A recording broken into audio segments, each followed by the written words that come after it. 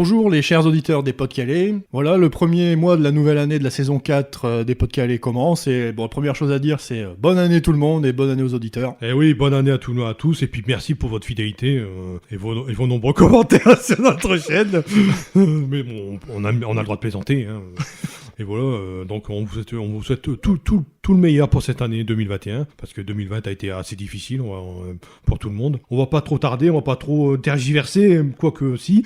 On va parler tout de suite d'un film qui est sorti en décembre et qui devait sortir au cinéma, dans les salles de cinéma, mais avec le confinement et toutes les histoires, là, il n'est pas sorti, mais il a été diffusé sur la chaîne HBO Max. C'est le Wonder Woman 1984, donc réalisé toujours par Patty Jenkins, qui avait déjà réalisé le premier en 2017. Au casting, on retrouve toujours Gal Gadot, qui reprend le rôle de Wonder Woman après Batman vs Superman et le Justice film League. Wonder Woman, Justice League aussi. Ouais. Donc ça fait déjà 4 fois qu'elle incarne le personnage. Après, on a Chris Pine qui fait son grand retour, entre guillemets. Dans la partie, je vais dire, vilain, on a Pedro Pascal, notre Mandalorian préféré. Ça y est, je tiens plus Fabien, il est déjà sur sa chaise.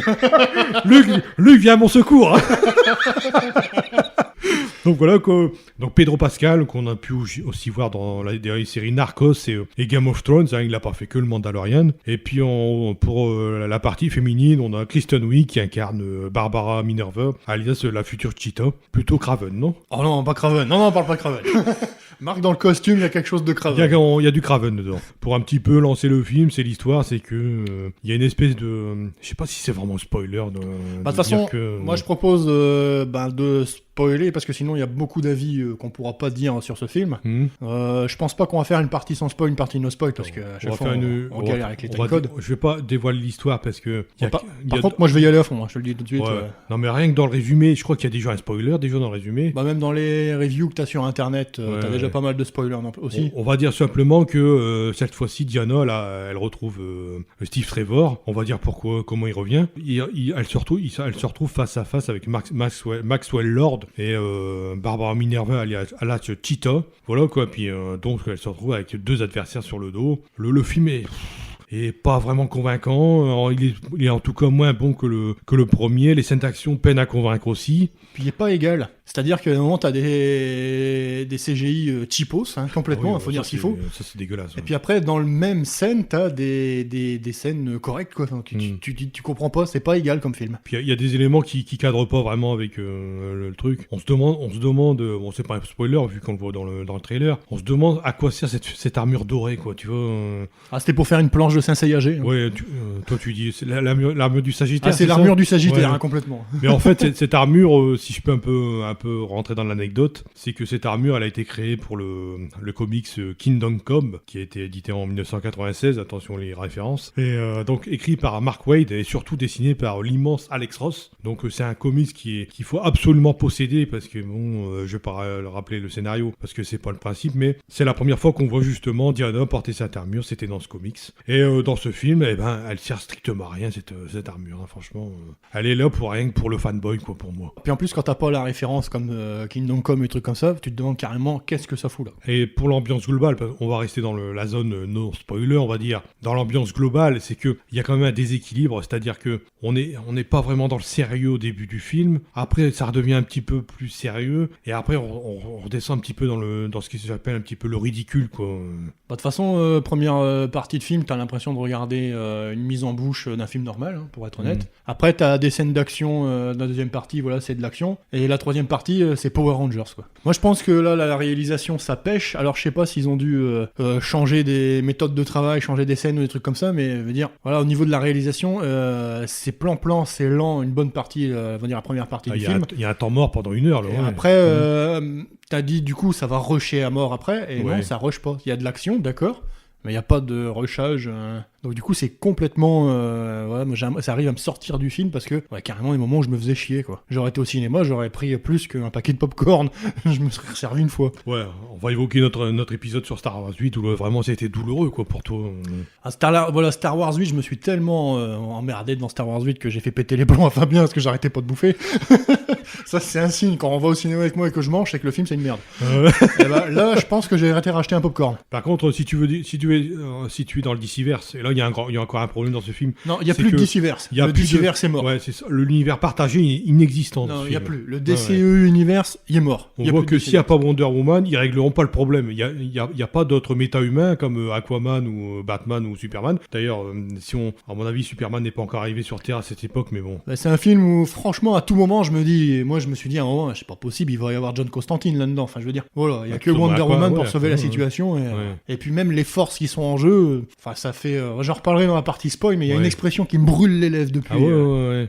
Je vous le dirai après. Côté scénario, on va dire le développement sont trop Prévisible, complètement prévisible. Téléphoné. Moi, c'est que le scénario il est déjà prévisible, mais il y a aussi hyper référentiel. Moi, je pense quand même à Superman 3 pour certaines scènes. Moi, je pense à Superman 4 carrément. Alors c'est pour te dire. Côté ridicule de certaines scènes, tu vois. Et puis je passe aussi à Batman Returns pour l'origine de Cheetah, quoi. C'est Michelle Pfeiffer qui en Lady. Enfin, on les dit, c'est un gros mot parce que Michelle Pfeiffer, c'est une très belle femme. Kristen Wiig, elle est pas moche non plus. Puis là, il en les 10 et puis ils lui font une espèce de binoclarde. Et puis après, elle devient super forte et tout, tu vois. Le super cliché, tu vois. La binoclarde, comme tu parlais de Catwoman, c'est exactement ça. Ouais. Bon, pas celle avec Halle Berry, ce film a jamais existé. Non, pas celui-là. Mais voilà, le film avec Batman Returns. Batman Returns avec Pfeiffer, je crois. Ouais, c'est ça. C'est complètement ça. C'est copier-coller. Le personnage, c'est un copier-coller. Donc il n'y a pas de recherche non plus de ce côté-là. Et puis 2h30, c'est trop pour moi. On aurait pu facilement couper 1 heure ou 3/4 d'heure dans ce film. Bon, après, tu vois, il était prévu pour aller en salle et c'est ce que je te disais, c'est inégal. Le rythme est pas égal. Et il y a un moment, tu te dis, ils ont fait de la retape pour faire du chiffre horaire ou quelque chose comme ça, parce que tu sais pas. Il y a des passages qui sont longs, qui sont lents, et puis il y a des passages, bon, faut en revenir dessus. Tu te demandes qu'est-ce que ça fout là à ce moment-là, et tu te dis, bah c'est juste pour faire de l'heure en fait. Est-ce que c'est pas handicapant d'avoir tout le temps des films qui font 2h30 maintenant, tu vois C'est parce que c'est devenu la norme. Malheureusement, le cinéma, au lieu d'être, on va dire, quelque chose culturel, c'est devenu quelque chose de loisir. Ouais, non, c'est la pure consommation de films. Voilà. Et puis un peu comme Avengers Endgame, il fallait qu'il fasse 3 heures parce que c'était le final. Ouais. Mais finalement, tu aurais pu dégager 1 heure d'Avengers Endgame. Bah, quand tu prends Avengers Endgame qui dure 3 heures, je me suis plus ennuyé que devant un Seigneur des Anneaux qui durait aussi 3 heures, mais pour lesquels là, je me tu suis parles moins la version courte, on va dire, entre guillemets. Ouais, la version Parce courte. qu'il y a la version longue qui fait 4 heures, quoi. La version 4h30, quoi, même. Bah, 4h30, ça se laisse. Il y a des longueurs là, mais tu comprends pourquoi. Voilà, parce que ça apporte quelque chose. Ça apporte du visuel, ça apporte. Comme le roi. Tu sais pourquoi le roi il a 80 ans. Enfin, on va pas revenir sur le Seigneur des Anneaux. C'est excellent, quoi. Parce que là, d'habitude, on digresse sur Star Wars.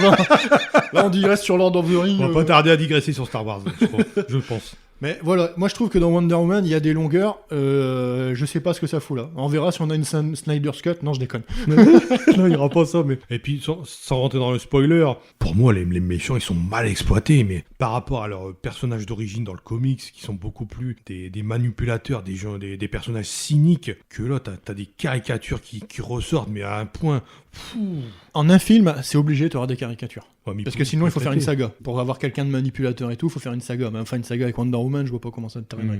Donc ça, si ça sort des personnages de la BD, moi, ça me sort pas du film. Par contre, leur exploitation est catastrophique. Donc là, ça me sort du film. Ouais. Moi, je t'expliquerai pourquoi j'estime qu'ils sont mal exploités et qu'ils sont mal écrits. Je vais le dire en zone spoiler plutôt, pour faire des comparaisons avec les profils du comics, par exemple, tu vois, par exemple. Et je pense qu'on a un petit peu défriché un peu le terrain, là, en no spoiler. Ouais, sinon, voilà, en no spoil, moi je peux dire, il y a des trucs qui valent le coup d'être regardés. Hein. Moi, la session Interville, elle m'a beaucoup plu, par exemple. C'est quoi cette affaire? Oui, le début, ouais. Il y a l'intro avec la John Gianna, bon. Voilà, après, le message. C'est plein de CGI dégueulasse, mais bon. Le message du film, on en reviendra dans la partie spoil, mais là, ça m'a pas convaincu du tout. Non, c'est pas terrible, hein, voilà. c'est assez mièvre. Hein. Et puis après, la cadence du film est totalement inégale. T'as des scènes où tu te dis, ouais, ça va, c'est pas mal. Et puis t'as des scènes où tu te dis, je me fais un peu chier, c'est cheap. Voilà. Sur 2h30, on va dire qu'il y a 4 scènes d'action, c'est pas beaucoup. C'est vraiment pas beaucoup. Hein. Non, c'est pas énorme en scène d'action, mais du coup, tu regardes plus ta montre que le film des fois. Quoi. Et quelle est la meilleure? Moi, je dirais que la meilleure, c'est la scène dans. Ça, on en reviendra plus dans la partie spoil. Dans Washington, par exemple, tu vois. On le voit dans le trailer. Ouais, dans le trailer, on le voit. Moi, je trouve que la meilleure scène, c'est celle où ils sont dans les couloirs de Washington. Non, moi, il y en a une que j'ai pas fait depuis longtemps. Pour moi, la meilleure scène, c'est le générique de fin.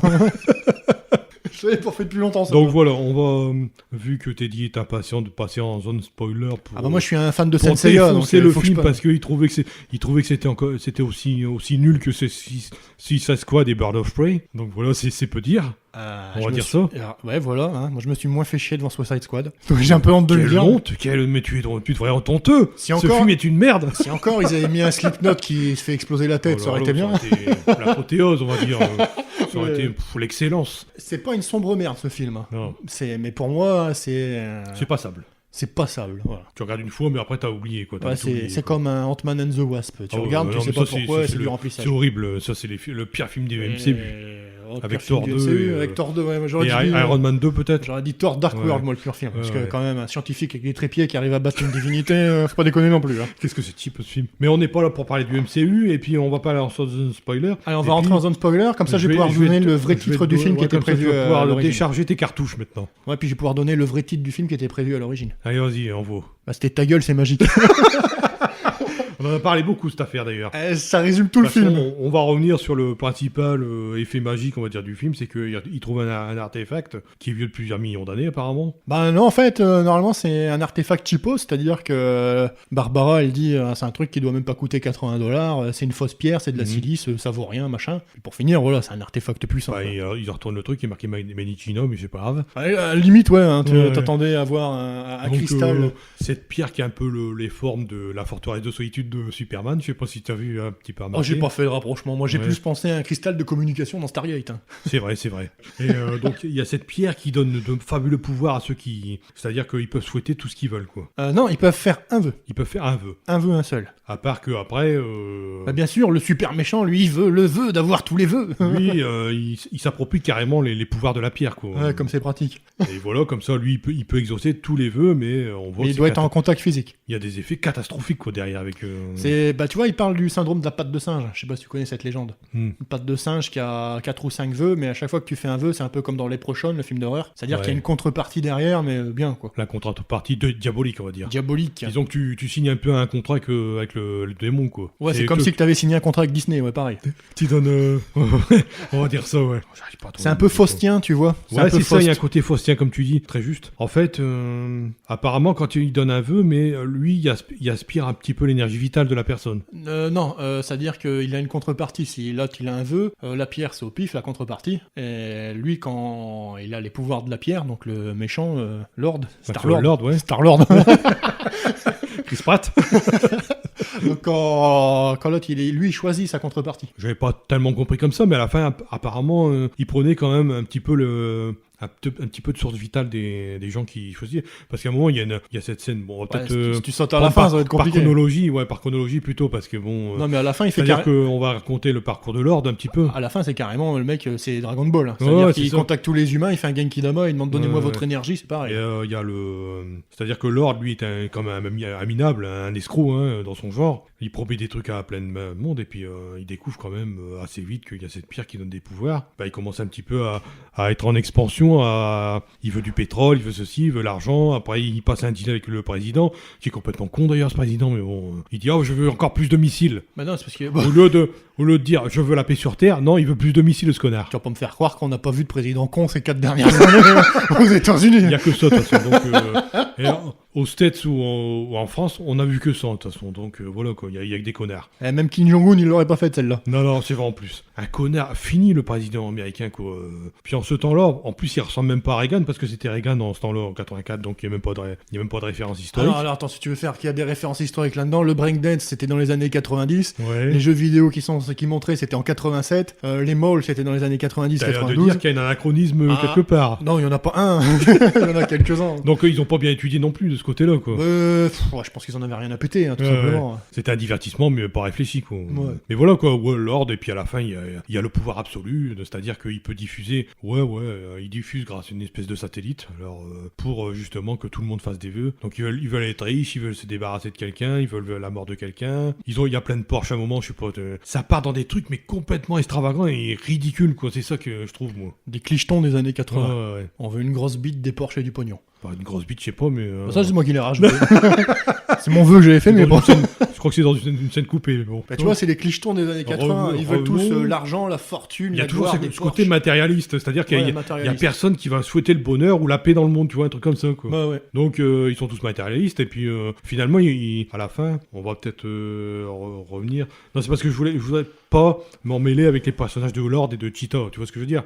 Donc je vais terminer avec Lord, c'est-à-dire que elle commence à balancer son discours un petit peu sur un peu mais très mièvre qui marche pas, quoi. Moi, ça m'a fait penser à un épisode de Yu-Gi-Oh! Le pouvoir de l'amitié. Le pouvoir de l'amour et tout ça, et puis finalement ils renoncent tous à leurs vœux, mais what, quoi, tu vois. Il veut dire, il y a 6 milliards de personnes qui renoncent, il y en a pas un qui le garde. Hein. Ils disent non, non, c'est bon, on va pas notre vœu. Puis après, je sais pas, il perd son pouvoir, il va avoir son fils, parce que cette relation avec son fils, je trouve que ça se marche pas du tout non plus dans ce film. Ouais, puis c'est bizarre, moi, pour moi son fils c'était Grogu, mais bon.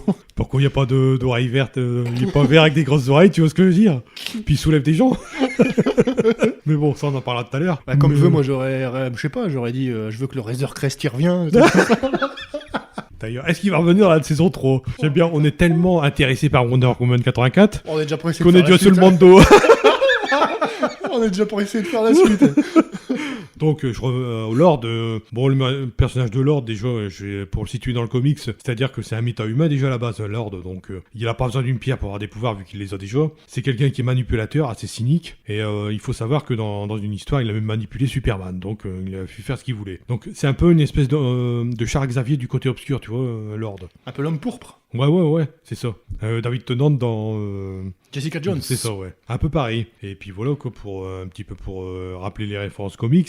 Et maintenant, on va passer au personnage de Barbara Minerva, qui est dans cette version-là plutôt sympathique, alors que dans le comics, c'est quelqu'un d'opportuniste et qui est ambitieuse. Et elle acquiert justement ses pouvoirs lors de ce qu'on appelle un rituel africain. En fait, Cheetah, c'était une espèce de déesse qui était adulée par une tribu, quoi. Ouais, c'est un peu, je vais pas dire Black Panther, mais c'est un peu la déesse panthère d'une tribu africaine. Pareil, quoi. C'est un peu comme le fantôme, je sais pas si tu connais le fantôme. Vaguement, là, ça le personnage qui va dans la jungle et qui fréquente un petit peu les tribus africaines, toi, tu vois. Ouais. À part que le fantôme, il a pas de pouvoir, c'est juste un justicier à la Batman, quoi. Ouais, comme un Tarzan. Ouais, c'est Tarzan un mec, et Batman. Qui est physiquement balèze, quoi, on va dire. Tarzan, je l'homme mais là, Cheetah, c'est des pouvoirs qui viennent un peu d'une espèce de force noire, quoi, tu vois, quelque part, quoi. Voilà, quoi, pour Cheetah, mais là, on en fait un personnage qui est très sympathique, un peu Pinocchio, comme je disais tout à l'heure, et puis... le prototype de la Pinocchio des années 90. Bon, elle sait pas se défendre contre les mecs, donc il y a un Clodo qui essaie de la violer à un moment, et puis bon, il y a heureusement que Diana était dans le coin quand même. Ouais, du coup, elle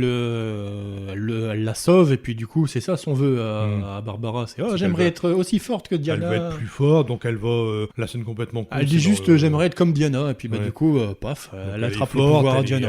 Elle est canon, elle va dans les salles de muscu, puis aucune discrétion. Hein. Je te soulève des poids, mais vraiment, le gros truc qui doit peser 500 kilos, à mon avis, mais bon, devant tout le monde. Hein. Elle fait du développé devant couché, tout le monde, tu vois. devant tout le monde. Aucune utilité, elle cherche pas à cacher ses pouvoirs, quoi. Ouais, puis ça choque personne. Hein. Non, ça choque personne. Puis après, elle devient, bien sûr, quand elle a l'esprit félin un peu rebelle, elle retrouve ce clochard et puis elle le balance. Bon, là, on va dire que c'est le féminisme un peu négatif, c'est-à-dire que c'est la prise de pouvoir d'une femme qui est quand même... Tiens, c'est marrant. J'ai pas vu ça comme... par contre, elle reprend l'aspect du comic book, tu vois. J'ai pas vu ça comme un truc de féminisme. J'ai vu ça comme quelqu'un qui prend sa revanche sur quelqu'un de... Tu vois, le faible qui devient plus fort que l'autre. Ouais, mais là, elle fait preuve quand même de cruauté parce que elle avait pas besoin de lui faire de le massacrer comme ça, tu vois. Mais j'ai pas vu de rapport avec du féminisme, tu vois. Oui, il y a une domination quand même de la femme sur son violeur, justement. Ah ouais. Non, moi j'ai vu parce ça comme... non seulement elle le provoque parce qu'elle peut passer à côté et puis dire bah tu m'emmerdes. Ah non, moi j'ai vu ça mais vraiment là, comme... Mais là, elle lui casse les bras et puis limite elle le casse en deux, quoi, tu vois. Ah non, moi j'ai vraiment vu ça comme le faible qui devient plus fort que son oppresseur et du coup qui en profite. Un peu comme... Moi je pense qu'il y avait un esprit de vengeance là-dedans. Ouais, il y a un esprit de vengeance, je suis d'accord, mais j'ai pas vu ça comme du féminisme. Ghost Rider 2, l'esprit de vengeance. Hein, c'est pas Zaratos non plus, hein, mais je veux dire, non, moi j'avais vu ça comme... moi je te dis, le faible qui en a marre de se faire péter la gueule, qui devient fort et puis qui... Ouais, mais il y a quand même une notion de cruauté, il n'y a pas cette notion de faire justice. Cruauté, quoi, mais féminisme, j'ai pas trouvé. Non, voilà, quoi. Et puis après, elle fait un deuxième vœu, parce que Lord il réalise tous les vœux. Et cette fois, elle a sa fourrure à la Craven. Puis puis là, bon, c'est tout du CGI, une bataille du CGI dans l'eau. Attends, on Puis va être honnête. Puis quand même dégueulasse, hein, au niveau Il de commence à l'animation. faire noir. Donc du coup, tu te dis, bon, bah, les CGI vont Ouais, être dégueulasses. Ouais, mais ça, c'est un cache-misère. Ouais, voilà, T'es d'accord exactement. avec T'es dit que les Ouais. CGI machin, là, ça va être la merde. Là, tu te dis, bon, bah, visuellement, ça va être de la merde. Ouais, ouais. Puis Bon, bon, ça a c'est pas cette raté. baston avec l'armure du Sagittaire. Avec l'armure du Senseiya. Donc, Sagittaire versus Cheeto. Et puis ça finit dans l'eau. Mais ça, elle est nulle cette. Puis c'est mal filmé en plus. Ouais, puis elle lui met pas le cap dans le cul, c'est dommage. Là, elle se prend une joute. Par contre, Cheeto se prend une joute. Par contre, Diana, non. Bah, non. Pas de problème. Bon, après, si c'est la fille de Zeus, ouais, je peux comprendre que les éclairs. C'est vrai ça qu'elle, veut pas grand-chose. elle surfait sur les éclairs à un moment. Bah là, elle chevauche les éclairs et du Ouais. coup, elle entend les pensées des gens. Putain, je te dis, c'est devenu Goku à la fin. Bah, c'est du n'importe quoi, ces scènes où elle. En plus, t'as la scène où elle vole. Donc, moi, j'ai bien aimé. J'aime bien la musique parce que c'est issu d'un film de science-fiction que j'aime bien, c'est Sunshine. Donc, c'est la musique de John Murphy. D'ailleurs, un film que je te recommande, Sunshine. C'est à l'occasion de le voir. Un film Enfin, je demanderai à nos sponsors s'ils ont, Space, s'ils ont le de film. Space Opera, tu sais, de Space Opera, où dans ce film, justement, ils doivent faire une mission pour justement réactiver le soleil. Mais. Oh putain, ouais, c'est un nanar ce Tu truc. l'as vu ce film? C'est un nanar, non? C'est très bon ce film. C'est pour là, il colle une bombe nucléaire dans le soleil pour que ça redémarre. Pas une bombe, mais un truc. Mais c'est bien fait. Hein. Ouais, bah là, je dois confondre avec autre chose alors. Tu confonds pas avec The Core, tu sais, quand ils vont dans Ah, les je confonds avec profondeurs. The Core alors. Ça, c'est un AV, hein. Ça, c'est mauvais. Par contre, il y a une ambiance particulière dans Sunshine. C'est très bon, moi, je trouve. Puis, il y a un très bon acteur. Et puis, on retrouve aussi Michel Yeo, tu sais, dans ce film-là, par exemple. Captain Giorgio. Voilà. Il y a Michel Yeo, il y a Cillian Murphy aussi, qui est très bon. Il y a Chris Evans, notre ami Chris Evans, Captain America. Ah ouais, j'ai Donc, il y a un super casting aussi. je préférais la torche humaine, mais bon. Les 4 fantastiques. Plaisir coupable, on va dire. Oh, Mais, purée. voilà quoi, mais Sunshine, je le recommande. Encore une longue aparté, on va dire. Ça a été où, au fait J'ai pas voté par dans Sunshine. Tu disais qu'en fait la musique te faisait penser à ce film et Ouais. c'était au moment où elle En volait. fait, quand elle vole, c'est le thème principal de Sunshine, qui est excellent, mais c'est le thème qui est bon parce que toute la scène, elle est ratée pour moi. Je vois pas pourquoi elle vole déjà, qu'elle arrive à voler. C'est comme cette histoire on va revenir sur le personnage de Chris Pine, le très bon acteur par ailleurs, mais il sert à rien dans ce film, franchement. Il emprunte le corps d'un autre, il fait courir les risques au mec en plus en faisant les opérations avec Diana par exemple. Bah ouais. Et puis en plus, il sert à rien. Il arrive à piloter un F-15 ou un F-14, je sais plus. Ouais, d'ailleurs, là, j'ai juste un petit message pour tous ceux qui travaillent dans un musée. Pensez à vider les réservoirs de vos avions quand vous entreposez un avion. Déjà, un F-15, tu fais pas les États-Unis Le Caire avec. Hein. Il te faut au moins un truc qui te recharge en carburant à mi-chemin, mais bon. Et puis elle te fait de la magie, tu sors de mon cul. Hein. Non mais ça c'est n'importe quoi. Ça c'est une référence à l'avion invisible dans le comics. Exactement, mais ça mais- sort de mes couilles. Hein. Mais ça c'est n'importe quoi. Ah, N'importe quoi. elle te dit, j'ai essayé avec un verre, mais bon ça a marché moyennement. Et puis là, hop. Elle avait essayé avec un mug, elle l'a perdu. C'est-à-dire, attends, elle a essayé avec un mug, elle en a chié des briques. Là, elle se fait piquer ses pouvoirs par la pierre. Et elle te fait un Rasengan et l'avion il devient transparent, quoi. Invisible. Invisible. Attention, il y a un visible radar. Hein. Il y a un visible, après elle passe au travers. Ah Mais ouais. bon, ça c'est complètement con cette scène. Attends. Ah putain, ouais. Ah, puis il passe dans un feu d'artifice. Moi, je pensais que ça volait au moins minimum 300 km/h, un avion de chasse. Mais bon, apparemment, j'ai dû me gourer. Ça vole comme un deltaplane. Et puis, bah, je sais pas, moi j'aurais peur d'avoir un avion avec du carburant inflammable, de traverser des feux Non mais d'artifice. c'est complètement ridicule cette scène. Je sais pas ce que ça fout là quoi. Il faut Non, mais le film faut est la ridicule. dégager quoi. Le film est ridicule. Puis à un moment, elle qu'est-ce que c'est que elle tape dans tous ses ces mains, elle trucs fait puis paf, Ah, mais invisible. qu'est-ce que c'est que cette scène? Puis le retour de Chris Pine là-dedans, mais c'est vraiment nul quoi. Il sert à rien. Puis mais c'est vraiment pour combler le vide du scénario quelque part. Je veux dire, ils savaient pas quoi faire. Pourquoi ils récupèrent pas pourquoi Chris Pine ils ont pas en plus ils ont pas trouvé d'autre solution que de le faire revenir par le biais de la pierre quoi. Tu vois? Ça résume tout le film, ta gueule, Mmh. c'est magique. Ouais, c'est ça, c'est des tours de magie et c'est magique. Et j'arrive à voler et j'arrive à Rendre un avion invisible. invisible. Et puis après, j'ai ma super armure qui sert à rien parce que de toute façon, elle se fait fracasser la gueule par Cheetah en plus. Je sais pas si t'as remarqué. Ah bah si, Elle est solide son armure, elle se. quand elle a son armure, à part se protéger, elle fait rien. Voilà. Elle se protège, elle fait j'ai peur, et puis voilà, c'est tout. Je veux dire, heureusement qu'il y a Gal Gadot parce que bon, c'est une très belle femme. Le reste du film, franchement. Au niveau de l'interprétation de Gal Gadot, ça passe. Hein. C'est vraiment la direction artistique. Dans qui les va scènes passer. un petit peu où il faut un petit peu d'émotion, elle est un petit peu difficile quand même, je trouve, des fois. Il n'y a pas d'émotion. Elle est un mais- peu dans le surjeu, quoi. Dans quelle scène où il y a de l'émotion? T'as vu de Bah, quand elle l'émotion dans le retrouve film? par exemple Chris Pine, tu vois, dans la scène où ils se retrouvent, quoi. Oh bon? Ouais, non, Ouais. mais j'ai pas senti l'émotion là. Non, t'as pas. Bah non, mais c'est parce que c'est pas une actrice qui est confirmée, c'est tout. Après, elle a des rôles de femme forte, hein, c'est vrai. Maintenant, quand elle fait Wonder Woman, on y croit quand même, faut le dire. Bah ouais. C'est peut-être le seul argument de poids de ce film. C'est parce que Gal Gadot, physiquement, on y croit, quoi. Voilà, quoi. Et puis, je crois que j'ai fait le tour des personnages. Il y a des situations qui sont complètement ridicules, quoi. C'est ça le truc. Complètement tiré par les Ouais, cheveux. ouais. Ouais, donc les scènes d'action, il y en a une au début, c'est dans le supermarché, qui fait très Superman 3 pour moi. Surtout la scène où tu sais, quand il y a la sportive qui est sur la rue, et puis là, t'as le gros cinglé avec sa bagnole. Elle va oui. se faire écraser, et puis tout d'un coup, tu vois le elle donne pied un de coup, Diana qui donne un truc. Dans la Ça fait voiture, très- ouais. La très voiture, elle fait Superman des 3, têtes ça m'a à queue, rappelé la ouais. scène avec, tu sais, quand le mec se prend dans la bouche de... Mais je vais pas m'en souvenir de toutes pompier. les scènes Superman 3 il y a trop longtemps. Non, mais c'est vrai qu'il y a toute une ouverture qui implique, on va dire qu'il y a un enchaînement de situations plus ou moins cocasses dans Superman 3. Ça m'a rappelé un petit peu cet esprit-là. Mais il y a aussi la deuxième scène, c'est il faut quand même attendre 1 heure, parce que t'as toute l'amourette avec Steve. Ah, long. Ouais, long. ça c'est super long. Super long. Et puis t'as la deuxième scène, c'est dans le désert. Alors elle poursuit En poursuit Égypte, Lord, au Caire. tout ça, ouais. Et puis elle le retrouve bien. Hein. Et ils arrivent en voiture, l'autre d'un côté. Oh, c'est machin. Ah oui, il y a un truc qui va pas non plus avec les gamins, là. Quand elle prend les gamins, elle vole avec. Elle les protège, certes. Ah, je vole Mais pas ils se avec. prennent quand même les coups, les gamins. T'es pas d'accord avec Bah, moi? surtout qu'à un moment, tu vois, elle fait enrouler au boulet par terre avec Ouais, les c'est gamins ça, dans les ouais. bras, et tu vois que Ouais. c'est des mannequins.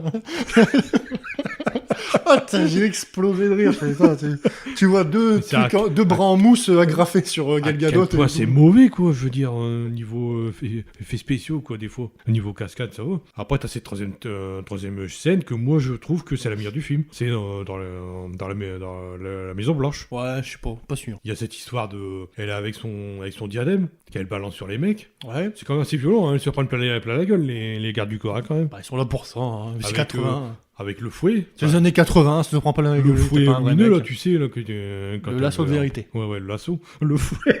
T'es pas dans Indiana Jones Ouais, ici. tu confonds. Donc le lasso de vérité. Et puis...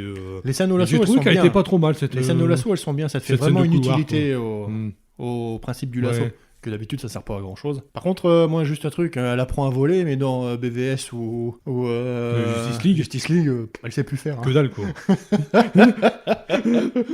Après, moi, là, j'ai préféré la scène sur la route en Égypte, moi. Je trouvais Ah que bon c'était... ouais, moi, c'est mon côté adorateur de Fast and Furious qui était content. C'est vrai que ça fait très Fast and Furious, hein, cette histoire-là. avec, Putain, carrément. Moi, ça, Quand c'est... elle est entre les deux Charles, à un moment qu'elle écarte les deux Charles, Ouais. On voit bien la puissance de l'héroïne. C'est vrai que, bon, quand elle court, il y a, je sais pas si t'as remarqué, mais quand elle court, Ah, ça fait il y fake. a l'arrière-plan, il est bidon, quoi. Et c'est pas beau, quoi. Ouais, bah, ils se sont inspirés de Flash, la série télé, je crois. Je vois que ça. Puis t'as Chris Pine dans sa vieille 504 Peugeot. Bah ouais.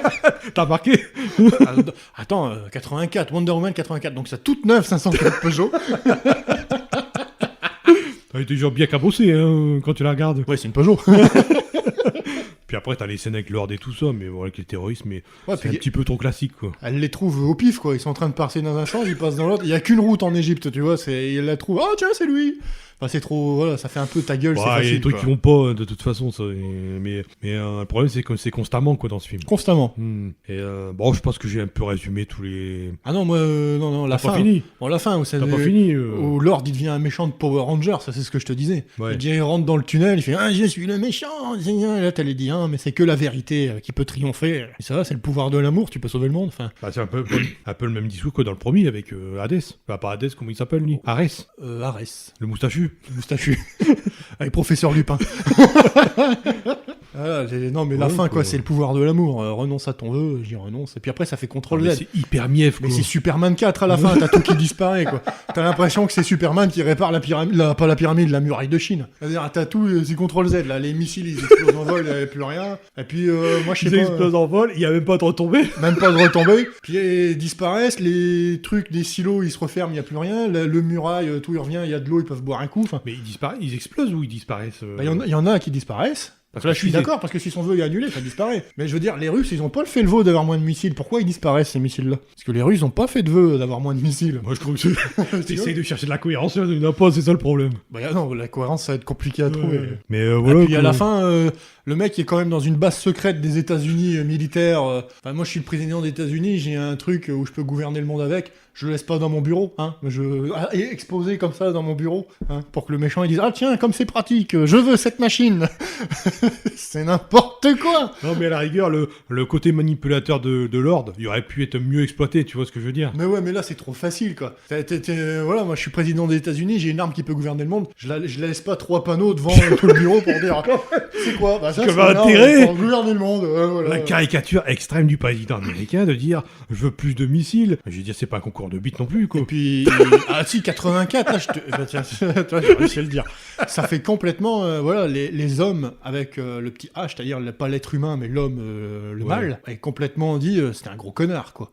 Voilà, l'autre, c'est soit un clochard violeur, ou soit un président des États-Unis incapable, ou soit un mec qui veut conquérir le monde pour avoir de l'argent, pour montrer qu'il en est le plus gros que tout le monde. En quoi, peut-être que tu me diras, ouais, mais c'est normal, mais en quoi, d'avoir plus de missiles, ça fait réagir les Russes et qui balancent eux leurs missiles? Parce qu'ils les détectent. Bon, mais c'est ta gueule, c'est le scénario, hein. C'est juste à un moment, ils se sont dit, ça fait combien ça fait? Ah, c'est quand même 1h40 qu'on tourne. Ils les détectent. En plus, ils les détectent. C'est encore plus con, parce qu'ils pourraient dire, bah, je vais les rendre invisibles ou je sais pas quoi, des conneries, tu vois, du style. Mais non, mais ils les détectent de mon cul aussi. D'où tu détectes des missiles en 84. Donc, c'est bien ce que je dis, c'est écrit avec le cul. Ah bah, c'est écrit avec le cul. Mais même à la fin, quand il va retrouver son fils, comment, dans une ville grande comme New York, déjà, il revient d'une base militaire, tu sais pas comment. Il a pris un avion, il s'est téléporté, donc, tu sais pas comment. Puis il retrouve son fils, Billy, il s'appelle pas Billy, je m'en fous. Alistair, il s'appelle Alistair. Ils sont où les conseils? Alistair, d'ailleurs. Ah ouais, et puis, je sais pas, mettez-le en garde à vue au moins, parce qu'il vient quand même de péter la moitié de la planète. Arrêtez le mec, ils vont pas le foutre en tôle, ni rien, tu vois. Ils peuvent pas le mettre en tôle, parce qu'après il y a gros goût à élever. Faut qu'il ramène gros goût à Luc. Je veux dire, putain, c'est quoi?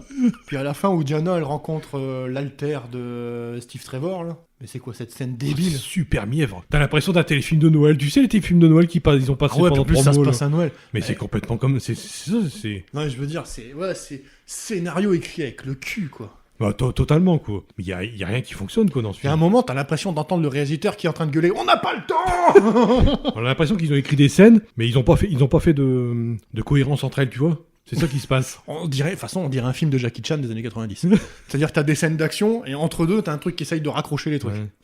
Ils vont divertir, et encore divertir, parce que de toute façon, comme on a dit tout à l'heure, il y a toute la partie amourette avec Steve qui, en plus, ne fonctionne pas, mais bon. Bah, c'était juste pour lui faire perdre ses pouvoirs, hein, c'est tout. Hein. C'était sa contrepartie, elle perdait ses pouvoirs, hein, c'est tout. J'ai dit 2 fois la même phrase en 2 minutes, là. C'était, je veux dire, le truc intéressant par rapport au personnage de Diana, c'est que elle était faible, un peu comme Superman dans le 3, quoi, d'ailleurs. Voilà, et puis le personnage de Diana, ce qui est très bien, c'est qu'elle a besoin de personne normalement. C'est-à-dire que Wonder Woman, elle se débrouille quand elle, dans le premier, elle sort des tranchées, elle va péter de la gueule à de l'allemand, mais je veux dire, elle a besoin de personne. Les mecs, c'est pas pour l'aider, c'est pas elle le faire valoir. Là, ben voilà, sans Steve, elle s'en sort pas, tu vois. Ouais, je suis amoureuse, je veux pas te perdre. Et d'où sa force, elle est où là? Ouais, c'est vrai que. Sa force morale, elle est où? Non, bah faut revoir le premier parce qu'il est bon. Sauf la moustache. Même si c'est vrai que moi, je reproche quand même au premier film, c'est cette partie tout CGI dégueulasse, tu sais, à la fin, là, quand elle se bat avec Ares. Le premier, jusqu'à la mort du méchant, que c'est pas le vrai méchant, mais que tu t'y attendais. Ouais. Jusque-là, tout va bien. Après, ça devient à la fois ranonneux. Après, c'est le concert de CGI, quoi. Voilà. Mais sinon, ça fonctionne bien. On va dire que Gal Gadot, elle tient quand même... Il y a une constance, je veux dire, que ce soit dans BVS ou dans JLA. Dont on verra le nouveau montage en mars prochain. Là, apparemment, Zack Snyder a annoncé que son film de 4 heures, il devrait être sorti sur HBO Max aussi dans les prochains mois. Mais voilà, quoi. Gal Gadot, mais ça suffit pas à faire tout l'intérêt du film, quoi. Pour moi, Gal Gadot, c'est pas le problème du film, loin de là. Je te dis, c'est juste que la direction, ouais, comme tu dis, il faut une scène là, une scène là, une scène là, une scène là. Comment on les raccroche, tu te démerdes. Donc du coup, c'est raccroché à coup de ta gueule, c'est magique. Ouais, c'est ta... Ah ouais, là, mais ça résume tout le film, c'est ta gueule, c'est magique. Ouais, c'est un peu malheureux, mais bon. C'est CTRL Z, voilà, et on enlève la muraille à coup de laser. C'est un peu dommage qu'il n'y a pas de scène muraille de Chine, par contre, hein, tu vois. Ouais. Donc t'avais rien à ajouter, parce que j'ai l'impression d'avoir parlé un peu beaucoup. Ouais, bah, non, il n'y a plus rien à ajouter, voilà, moi j'ai dit tout ce que je voulais voir. Ouais. Non, bon, l'interprétation, bon, je vais dire qu'il y a Gal Gadot, mais bon, Kristen Wiig et Pedro Pascal, ils sont pas mauvais, mais leurs personnages, ils sont mal écrits pour moi. Et puis Chris Pine, pour moi... Puis tu rentres dans le clicheton, c'est dommage, quoi. Chris Pine, ouais, il est égal à lui-même, mais il est sous-exploité parce que c'est un super acteur. Hein. Moi, je peux vous recommander 2 films avec lui. Déjà, il y a Comancheria, avec Jeff Bridges et Penn Foster. Très bon film sur la crise de 2008, sur les conséquences de la crise de 2008. Et puis, il y a un autre film qui se situe, lui, plus dans la période médiévale, c'est The Outlaw King. Alors là, c'est un peu l'histoire de Robert le Bruce. En fait, c'est un personnage qui était apparu dans le Braveheart de Mel Gibson. Je sais pas si tu l'as vu, ce film. J'ai pas vu Braveheart. Non. Et donc, c'est un peu la continuité de Braveheart, mais en fait, Robert le Bruce continue un peu le combat de William Wallace, qui était joué par Mel Gibson. Donc, ces 2 films, il faut absolument les voir. Chris Pine, c'est aussi le capitaine Kirk de Star Trek. Donc, je sais pas si tu les as vus, les 3 Star Trek. J'ai vu que le Into Darkness. Le 2. Ah, le premier aussi, mais je m'en souviens plus. Voilà quoi, il va peut-être faire un 4, mais ça c'est en suspens. Bah là, c'est compliqué en ce moment pour tourner des trucs. Hein. Ah ouais. Avec une petite maladie, une petite grippe qui vient d'arriver. Remarque, ça empêche pas Disney d'annoncer 30 séries sur son truc. Hein. Ah ouais, on a WandaVision qui arrive aujourd'hui, notamment. Ouais. Et on en parlera un petit peu plus tout à l'heure des nouvelles séries de... Ouais, mais sinon, moi, le film, je le recommande pas. Je mets pas de moi, note je vais parce dire que je le mets au... Je dirais que c'est un peu moins faible que Suicide Squad et Bird of Prey. Pour moi, Bird of Prey, c'est... Bird of Prey, c'est le pire. Ouais, c'est le pire. Voilà, bon, on va terminer pour cette première partie consacrée à Wonder Woman 1984, un film pas brillant, qui est qu'on attendait quand même en 2020. Hein, on attendait beaucoup, on avait beaucoup d'attentes sur ce film. Hein. Il faudrait qu'on les publie. Vous pouvez revoir nos anciens podcasts au moins en audio. Vous verrez qu'on avait quand même pas mal d'attentes sur ce film. Et à chaque fois qu'on a de l'attente de toute façon sur un film, j'ai l'impression qu'on est déçu. Hein. Puis là, le DCEU est mort. Ah ouais, là, c'est complètement mort. Hein. De toute façon, ils veulent faire. J'ai entendu dire qu'ils vont faire des spin-offs d'Aquaman. Ils voulaient faire The Trench sur les espèces de monstres qu'on voit, tu sais, au moment quand ils sont sur le bateau. Là. Ouais, quand ils plongent dans les profondeurs. Ouais, c'est ça. Et puis ils veulent faire aussi un spin-off sur Mera. Ce qui n'a aucun intérêt, mais bon. Pas trop l'intérêt non plus. Ouais. On commence à être à court d'idées au DCEU. Le DCEU... Non, il est mort. Hein. C'est que des films indépendants pour moi même. Ouais. Déjà Shazam, ça avait annoncé la couleur. Il y a un 2 qui va sortir là. Ouais, mais je veux dire, c'est pour le DCU, c'est-à-dire qu'il n'y a plus de cohérence dans l'univers, c'est-à-dire que... Il n'y a plus d'univers partagé, c'est ça que il n'y a plus d'univers partagé, c'est chacun son monde. Voilà, il n'y a plus de Batman, il n'y a plus de Superman, c'est soit une licence, mais alors il n'y a plus de crossover, on va dire, dans le DCU. Là, de toute façon, après Justice League, la version de Snyder, le prochain ce sera Batman avec Pattinson, donc il n'y a plus du tout de... Non, il n'y a plus du tout de raccord, quoi. Non, plus de ramification. Pour moi, le DCU est décédé officiellement. À la heure du décès. Decised, comme le dit D'ailleurs, il y en a un comics qui fait le jeu de mots, Decised. Et ben c'est exactement ça. Et puis, on va peut-être couper pour cette première partie, si tu veux. Ok, on va couper. Puis on va se retrouver juste après pour la deuxième qui sera peut-être un peu plus intéressante. Un peu plus passionnante, on va dire.